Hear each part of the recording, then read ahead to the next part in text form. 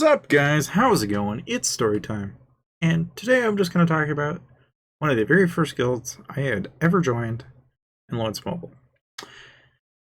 So, way back in the day, back in 2017, I was about 5 to 10 million might, and there was a guy named Master Kane. Now, if you don't know who Master Kane is, he was a streamer on Twitch. Did streams, I think, every day, for a long time. Now, the history of Madlands as a guild has definitely progressed quite considerably in the last, well, let's see, I was 2017, so 18, 19, 20, 21, 22, about 5 years, roughly. Which, for context, I don't know, can I even count? 2016, 2017, 2018, 2019, 20, 21, 22. Well, okay. That might be more like 7 years, maybe. But anyway, you get my point. You get my drift. The main thing is,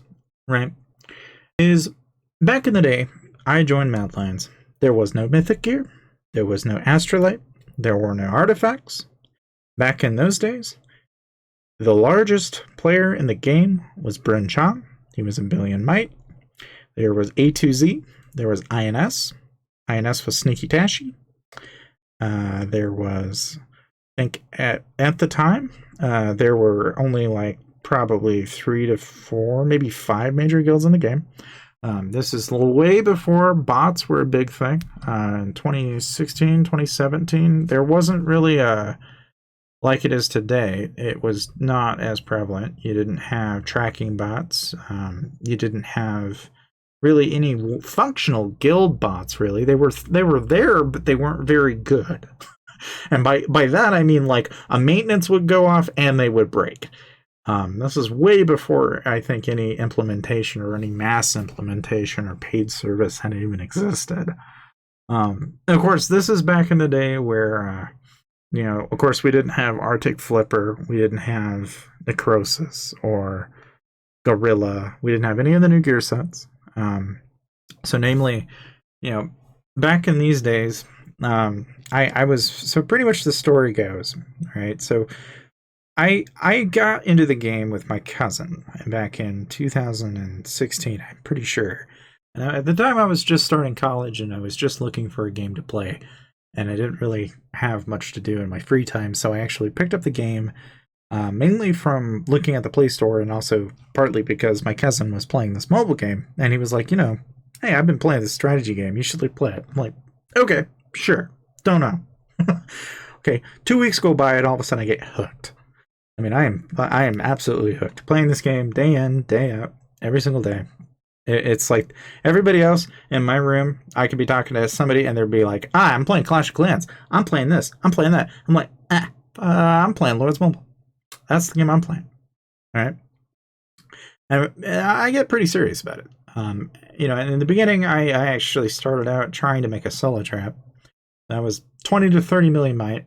Tried building a trap account and giving people advice. There's a lot of old videos. You can probably still find them on my channel of when I went and really tried to give people trapping advice. And back then, all you needed to be able to trap somebody was you needed, like, I think it was 200,000 tier 1 units and like somewhere in excess of like 500,000 T3. That was it. Or you could do the inverse of that. Like, you could do like 700,000 T2 and do like close to 1.5 million to 2 million T1. Whatever you wanted to do. You could play around with your compositions as far as solo trapping goes, because back then, not everybody had champ sets, because this is back when we didn't have mythic champ. So there was just legendary gear, and it was very, very rare to run into somebody with champion gear in the game.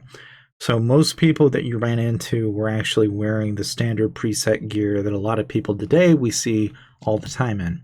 That was, presumptuously, you didn't run into champ players. You did not run into people that were a billion might. You ran into a lot of people between 2 to 400 million might, and very rarely did you find anybody above that. Mainly because, due in part of cost, there were no troop packs back in the game. As in, you did not pay $5 for a troop pack, you paid $20 for a troop pack. And it was dog shit. I still remember how dog shit it was. It was so bad, in fact, to the point where even now I can still remember the time before the Kingdom Tycoon. We didn't have the Kingdom Tycoon. We didn't have familiars. Those weren't a thing. Of course, we didn't even have. The altar was still a thing back in the day, so we still had the altar. We still had Colosseum. A majority of the massive players back in the game, the way that like people like Bren Chong and a lot of the other massive players that existed, I think it's not really as talked about as it used to be. But back in the day, we had only like a handful of YouTubers covering the game. So at the time, there was Avatrex, there was, I believe, oh hell, I can hardly remember their names. It's going to take me a second. Hang on, I gotta remember. I gotta look up their names to actually remember. It's bad when you're trying to remember old Lords Mobile YouTubers, but I can name a handful of them for you real quick. But one of them was, he used to feud with this other guy. God, I cannot hardly remember. Hold on. I gotta look it up. It's way back there. It's like 2017. I might even be able to find it in 2017, to be honest with you. But this is before Worthy Prince, even, because Worthy Prince really didn't blow up as much until about 2018. I'm trying to think of his name. God darn. This is even before Worthy Prince and Sneaky went at it. A lot of people might think of the battle between those two, but this is before Duck Hunter even became a thing. Okay, I mean, I think Sparty might have been around in like 18 too. He's right around that time. I know people like Balls Deep and others, they were not around when this was around, and I cannot for the life of me. I think his name was King something, like Truly King or something. I think that was one of the older trap accounts back in the day. So you had Truly King, and he was kind of big. He was kind of the trap account back then. But we had, I could have sworn we had some other guys. I just can't think of their names. Oh boy, I gotta think of some of their names. Oh boy, who else were there? There was, oh shoot, I gotta think of his name. Hold on. I can find it. I know. This is very important in the story because it kind of builds up to this, okay? So, God forbid if I can like find the God, I don't know. I cannot Well, so obviously there was Brando. Brando was around, I think, in 2017. I'm pretty sure. He was not as big as he is nowadays. He was a lot more like a free-to-play player. It wasn't that very big. It was not a big game. Ah, there it is. Yeah, VNNZZ3 was one of them. So you had VNNZZ3, and then you also had Stridox. That was the original, like, when people were feuding, there was VNNZZ3 and Stridox. And before Stridox and VNNZZ3, I believe there was one other YouTuber that comes to mind, and I just can't put my thumb on it. Because it's been so long since we've ever discussed a lot of the old Lords Mobile YouTube fan base. Or really just in general, the old original kind of the people that kind of got us to where we are today. But the guy in question that I'm thinking of was God, and it's been a long time. Wow, man, it's been a really long time. When you can go back and you look at a YouTube video from 6 years ago, gosh, that just hits differently. It just feels like a completely different game. And in a way it was, right? I mean, a lot of people probably don't realize this, but back then, Lords Mobile was not a game that was played by a lot of these $30,000 to $40,000 players. It was like held by like maybe 5 to 10 major guilds, and out of the 5 or so, major guilds that were out there, a majority of them did not spend a ginormous amount of their time really pressuring a lot of the major counts and stuff like they do nowadays. It just wasn't as significant. But I would say really primarily what comes to mind as far as, the history of both how this relates to everything is so basically all these guys were pretty much loading up their accounts with a gift feature. Now, it's a little lesser known nowadays. I don't think a lot of people really wholeheartedly realize this, but you can actually go into the game. Okay, and imagine this for a minute. You had the ability to go up and say, let's say you wanted to go to Crimdor. You could gift Crimdor, and then get this, if you wanted to, you could win the labyrinth, win 1,000,000 or so gems, or 10 million gems, or, and there was a lot of this going on, I'm almost positive, is that you had a lot of people who were basically piling money together, or pooling it, is what they called it. So you had these pool buses where essentially everybody would pool in and pay money to the one person. And this one person would have to buy all these packs and gear packs, and so they would build up their accounts essentially while everybody else was getting gold packs. And basically that's what a gold pack bus was basically, okay, we've funneled all our money into this one account, and this account is going to be the rally lead account for Battle Royale, Baron, and so on. And they would actually rinse and repeat this cycle, and it got to a point where it was actually quote unquote called a pipeline. And what they would do is they would go up to players like, say like, oh, hey, you could be funneled all of these relocators and all this, and then get this, they were able to then basically funnel speed ups and research and all this stuff, and they were able to get all these items gifted over to the person. And then to add on insult to injury, they were able to then, I believe they were even able to gift those items like basically back and forth. So you could create, like in the old days, instead of having spent like a ton of money, right, to be able to spend like $100 on an account, it was kind of anyone goes. Anybody could gift. Anybody who was buying packs could gift up or down. It didn't matter if like you were 1.5 billion or if you were 500 mil. There was no restrictions. So you could gift regardless of what might you were, and it was able to be fluctuating. And so it was abused like you could not believe. In fact, it got so bad, in fact, to a single point where there was so much of this going on that when you went into the world rankings, the average player that was a billion might like shot up almost overnight. I mean, it didn't take but I think a week or two, and suddenly there were tons and tons and tons of players that were anywhere from 5 to 6 700 million might. And I still remember to this day going into the world rankings, and while today 291 million might seems like a lot, back then it was not. It was weird to see anything higher than 100 million. It wasn't a thing. The unfathomable scale at which this game has grown in this past 6 or 7 years is staggering. Okay, but going back to Mad Lions, okay, the main thing is that I learned at an early stage in the game that pretty much trapping was going to be my way to go. So I initially started out doing solo trapping, and I don't know, a lot of people make it out to seem, and even this is really even true of today, right? A lot of people love to solo trap and make videos on solo trapping, but what they're not telling you is how much they spent to get there.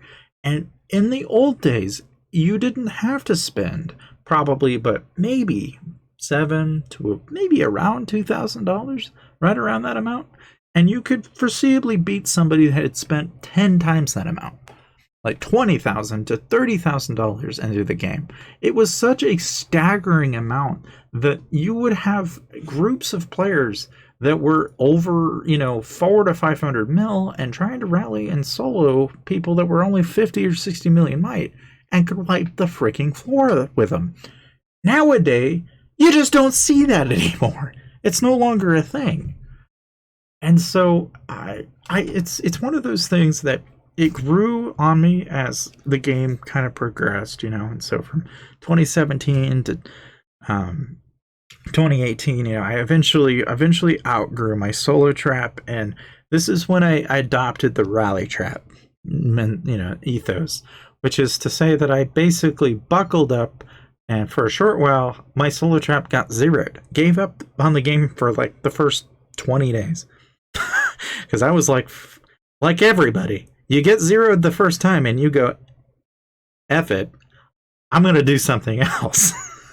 But I eventually came back because the community always gave me another reason to talk. And even to this day, you guys still, I love the comments. I always love to talk to you guys. It's always been a blast. But one of the things that really kind of stood out to me was the fact that rally trapping was really interesting to me. And wall trapping was really interesting. And so I got into wall trapping. And I think this is really true today, even still, is that a lot of people don't realize that there was, in fact, a point in time when you could improve your wall defense to the point where you actually could cancel out a 2v4 solo attack. And you could effectively block the first attack. Not the second, but the first. Effectively every single time, which was fun as hell to troll, because basically what that meant is let's say you were getting rallied or something, you could pop over into this Wonders province, pop over by the guy and sit right beside him, you know, just to unpop your shield and wait for him to solo you. He'd solo you and discover he got nothing. Absolutely nothing, and would end up wounding like 75 or so thousand of his 300,000 stack. And if you were to re-heal your wall, okay, all you had to do was go back on your wall, build up your tier 4 traps, and re-heal your wall. And you could do it all over again, and rinse and repeat. Now you might be thinking to yourself, surely that was expensive and that wasn't worth it.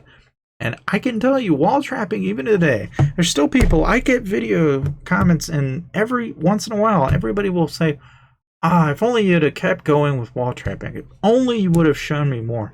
The reason why I didn't go any further is I knew where the game was going. And the problem with wall trapping is the fact that that IGG's completely ignored this. And it's sad, really. Because this is a mechanic that, you know, while there's tier 5 units in the game, there ain't tier 5 traps. And they sure as hell ain't making gear upgrading the wall. So the wall is the most useless mechanic in the game now. It's the most pointless thing, and really about the only value it has to offer now is the station. It's the only thing anyone cares about. Outside of that, it's useless. It is absolutely useless. Now, the thing is, right, is back then, you know, trapping is as fun as it was. Wall trapping, I knew it wasn't foreseeable. There were some people, YouTubers, that were doing wall trapping at the time that kind of inspired me to get where I went. And ultimately, what we came down to deciding is that if you were going to pick gear and you were going to be focusing on it, you wanted to boost wall defense as high as you possibly can, and the next thing runner up from that was trap attack. It's a very simple logic. Boost the wall defense as high as you possibly can, because that's essentially your HP, and then buff up your trap damage so you can rack up kills.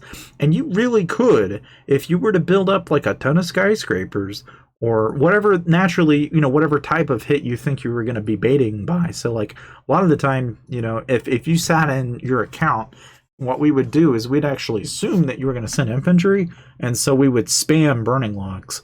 Because naturally, if you saw a whole range army behind a wall and the range shoot over the wall, then naturally you're going to send a whole bunch of infantry. So we would spam burning logs, and that would basically blast a whole ton of infantry into smithereens.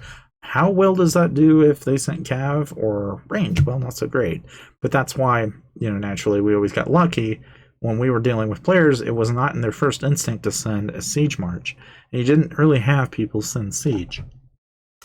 Anyways, so of course wall trapping I figured out was kind of a zero-sum game, because I knew that IGG doesn't care about wall trapping, and they still don't, and it hasn't changed. But the one thing that was happening at the time was Master Kane had some problems, and the guild leadership had basically had some turmoil. So we were, out of a group of like, I think 5 or 6 people in the guild, 2 of them were inactive as all hell. 3 of them were competent enough and felt like they were willing to take over guild leadership, but only one of them really felt like they could take care of it. And the only other person that really felt comfortable giving it to me, between me and Anima, and I know an Animal knows who I am, but these are pseudonyms, but they know who they are. The main thing is it was really between the 3 of us. Animal decided that it just wasn't really his thing. He wasn't active enough, and he knew I wasn't. I knew I wasn't active enough because even though I loved getting on his streams every day and coming in to play and join the game, and obviously teach other guildmates how to play the game and how to build up resources and all that jazz, I couldn't run 4 or 5 accounts. I wasn't willing to do running a guild bank, giving marching orders, setting times, and being active all the time. Hasn't changed. I mean, even to this day, to be a guild leader is the most life-sucking job. It's a chore because you have to basically tell people what to do. If you don't, you have freaking people that will sit there and basically milk your guild for everything that it has to offer. And then you'll invite more people who, like them, like to milk your guild for everything it has to offer. And if that cycle continues, pretty soon you have a dead guild. It's not a fun thing, but it sucks, and that's why as a guild leader, you keep people in check. You go, hey, did you do this? Did you do that? Have you done this? Have you done that? Why aren't you doing that? Why aren't you doing this? You get the fuck out. You get rallied. This guy solo his ass, and so on and so forth. It was essentially a role in which you get to take names and make other people do what you want them to do. Very controlling, very, very negative and toxic as a role, because you get to deal with everyone's bullshit. Not my cup of tea. But of course, ultimately what ended up happening was Master Keen back in, I think it was either 2017, 2018, right around that time. We basically ended up having internal strife. It got to the point where eventually Master Keen was just so inactive that he decided that it was just easier to hand the guild over. So he handed it over, and we decided it amongst ourselves in a line group that we were going to give the permissions and power to the other guy. Well, naturally, a few months go on, and things are going great. The guild's going well. The new leadership seems to be doing well. I'm kind of second in command, trying to run things that I can run. And pretty soon, we get into arguments. And the arguments start to become more and more prevalent. And the arguments, usually they were stemming around, how do we manage the guild in terms of growth? Because we were really struggling to grow at that point in time. And back in 2018, the game was looking to be a little bit dead, because at this point in time, there was talk of mythic gear, there was talk of tier 5 units, and they weren't a thing, they were a joke. It's purely a joke. IGG was still a joke, and yet here we are. But naturally, right, the jokes eventually became reality. Our jokes became reality. I want to point that out. But what ended up happening is eventually our guild was in a position where we felt like we could grow bigger than we ever could. So we positioned ourselves in a way where we were taking over forts in the kingdom. And effectively, we were looking for kingdoms that we could move to attack and continuously kill and build our kill counts, build a repertoire, in a sense. And back in those days, before there were wounded bot killing accounts that would boost their kills to almighty hell and made the kill count basically useless, that was the way that we, as other guilds, used it as a form of reputation. Your bare minimum to entry in most guilds back then was based on your kill count or your KD. If your might was 100 million might, but you had 10 million kills, you were considered a weak piece of crap, and you needed to leave and join another guild because you didn't have more than your own might. It was a bare minimum in some guilds that you had not one, but double whatever your might was. That was the bare minimum required in order to grow and build up your status, both in the guild, but also the guild itself. Naturally, as time grew on, eventually I became more and more distant with the game as I basically had to take more courses and got more busy in life. And eventually it got to the point where leadership had decided that we were going to migrate to a new kingdom, but I couldn't migrate because I didn't have the scrolls.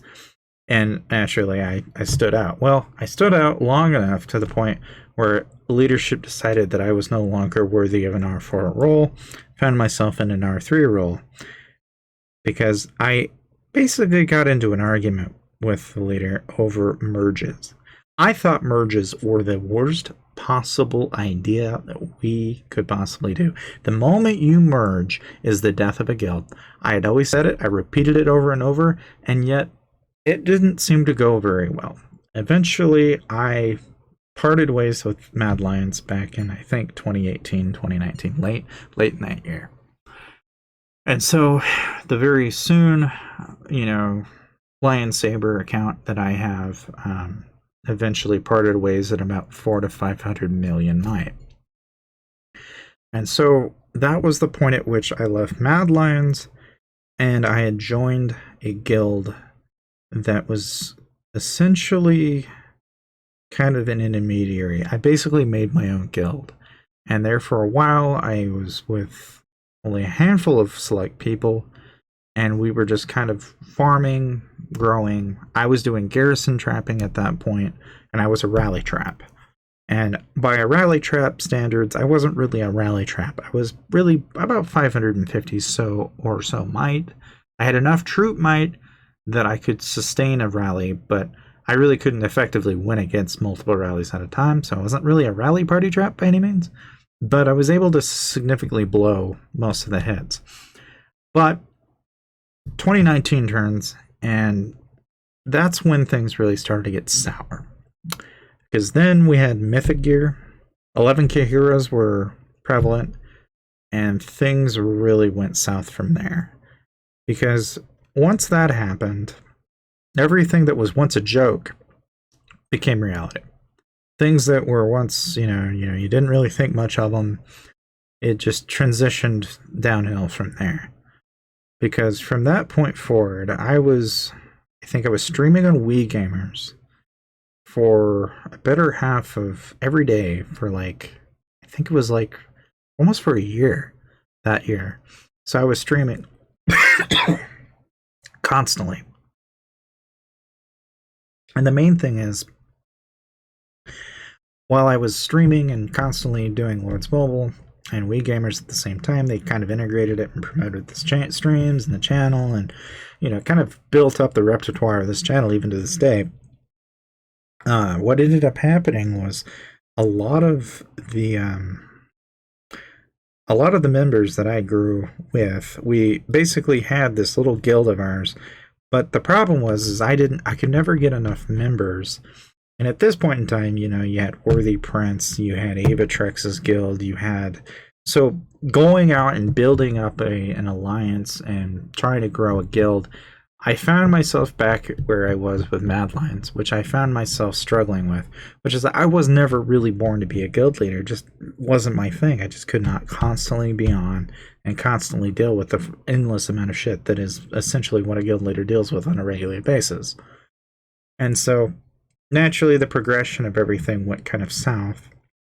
And eventually, it got to the point where the alliance, by the end of 2019, I had just pretty much gave up on.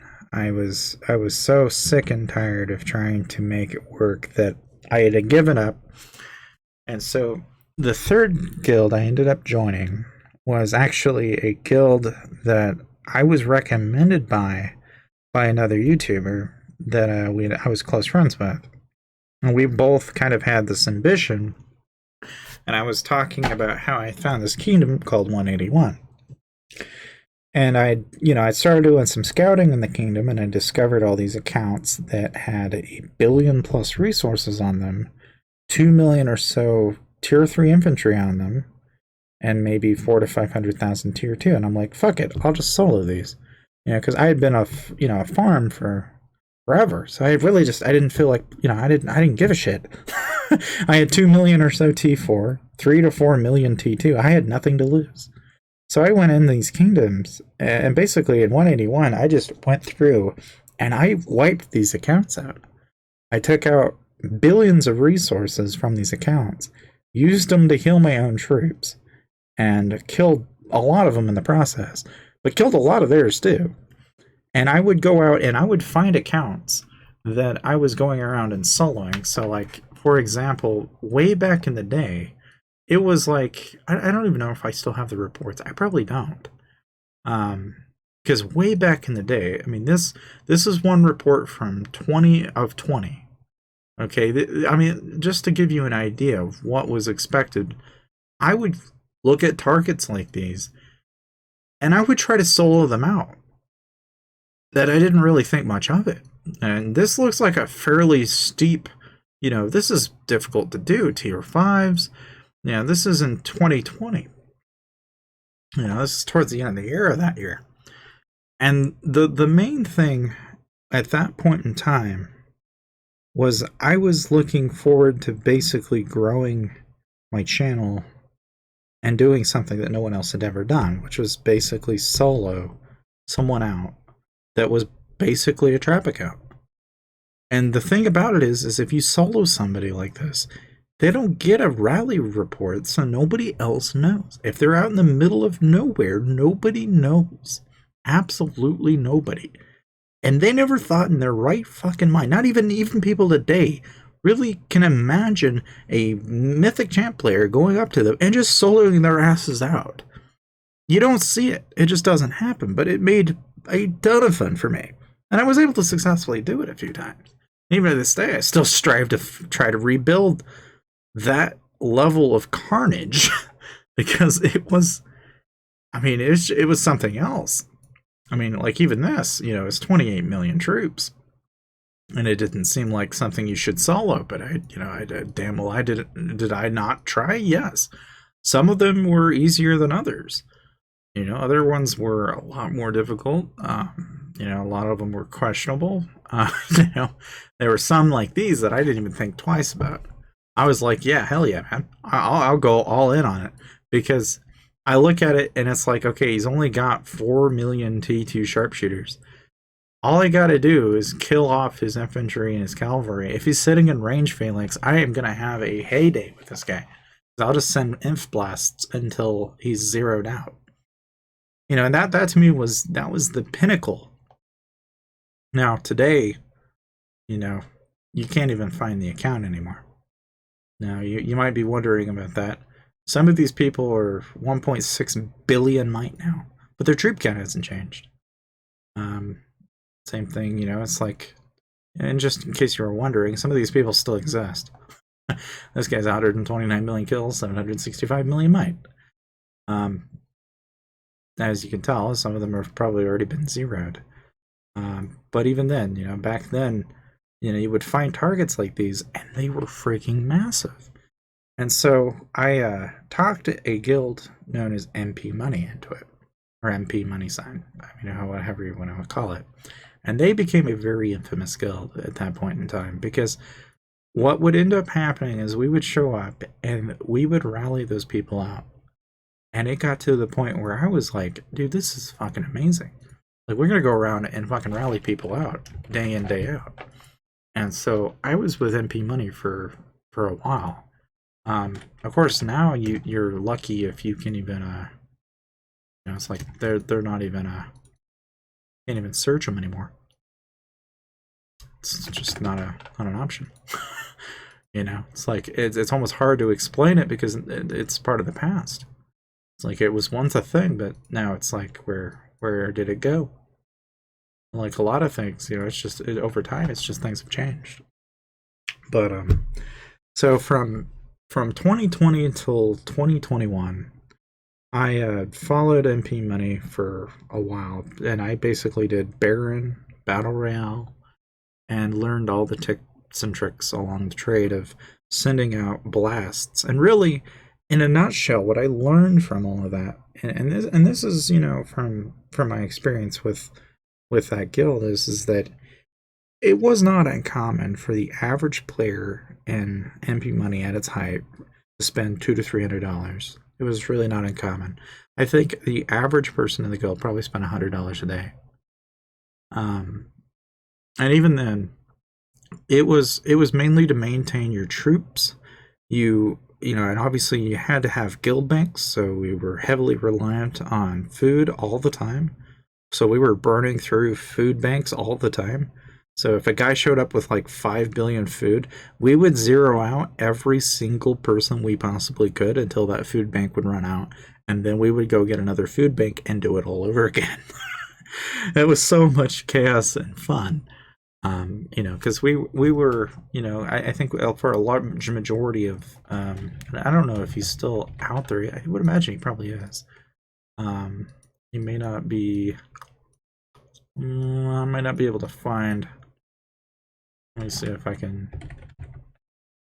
find him with this tag in mind. I may not be able to, because it's just been that. Let's see if anything comes up. No. Well, anyway, a lot of the older members of MP Money and such, we basically fell behind essentially a guy who had a really, really expensive account, probably 80, 90 grand, probably easily. Mythic Champ, all 11k heroes, everything maxed out just about. And this is before artifacts. I mean, even now, or even before tempered astrolite. I don't even know how ridiculous it must have been from that transition from late 21 to 22. It must have been ridiculous, because even now, everything that I've told you so far is just a picture. It's not even really it's not even a full picture really of what really all went down there. But I can say with some certainty, with everything that did go down, it was really fun to be part of that. But the main thing with that was that, like, back then, Battle Royale, on the surface of it, you see a lot of rallies going back and forth. And what you don't realize is really what's going on there is that there's really maybe 2 or 3 alliances that are really just targeting one or the other. They're waiting for a certain guy to rally, and then they launch to counter him. And that's all they're doing, is just marching to counter the other guy, and they're just milking kills off of each other all day long until they get their rewards, and then they do it all over again the next time it comes up. And a lot of the guys that are building up their accounts and getting into maxed gear sets and stuff like that, it's a rigged game in a sense. I mean, a lot of the guys that are Mythic Champ or have a full set of Emperor gear, namely speaking, they're out there, right? But there's not very many of these accounts that exist in the game. Like, some of them have gone up and down over the years, but there's not very many people out there that can say they have a full set of Emperor. But the main thing is that almost now it's almost unfathomable, right? To really compare. It's like, this is now, we've got castle stars even. It's just, the game has gotten so much more expensive than it used to be. And so that's pretty much my story as far as all the guilds that I joined and really kind of how I got to where I am.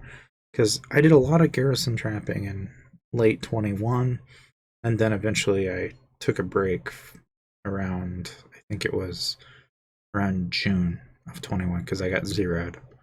And so from June till almost today in July, almost a year later, I start playing the game again. So it took an entire year for me to really consider coming back to the game after being zeroed. And you might be wondering, well, what has brought me back after all this time? And it's mostly you guys. It's the fact that even today I still get people that ask me, how do you do this? Can you trap? Is it feasible to do this? Is it reasonable to be even playing this game in 2022? And without further ado, all I can say, at least from the bottom of my heart, is that if you get into this game, it's one of the most expensive games I think anybody could ever play. And frankly, it is maybe also one of the most addictive. And so it's kind of a weird thing to be able to say that there are some players that play this game completely free to play, but I think it's a running joke, to be honest. say that the game is progressed in a positive way in the span of 5 years, because it's really actively always gotten worse. But with that said, would I recommend it? I would say for the average person, you might look for something else. And I say that because botting in this game has gotten to the point where it's really bad. It's a lot worse than it used to be. And what used to be kind of commonplace, with guilds being able to do guild banks and stuff like that, it's traversed from that to now just outright, basically waiting on your account to unpop, knowing your gear sets, making it impossible for traps to be traps. And even now, the game's, relatively speaking, has progressively gotten it to the point where it is just as expensive to be a trap account as it is to be any other major rally lead or any reasonable person. I think is going to have to spend a fair amount to really play on par compared to what they would have spent in 2016 or 2017. It's just not the same as it used to be. But with that said, I don't say that the game isn't fun. I mean, there's plenty to do in Lords Mobile. It's still a fun game to play. You still got a lot of friends that you can make in this game, and there's still a lot of things that you can do. It's still a strategy game. You can still kill players. You can still wipe out heroes. It's not that you can't trap. It's just more expensive than it used to be, I think. And the barrier to entry is getting worse over time. It doesn't get any better. It doesn't seem like, anyway. With every update, there's always another added layer to that skill level that is required to be able to actually do anything. But with that said, hopefully that story was somewhat interesting to you. And thank you guys for watching, and feel free to like and subscribe. And I'll see you guys in the next video.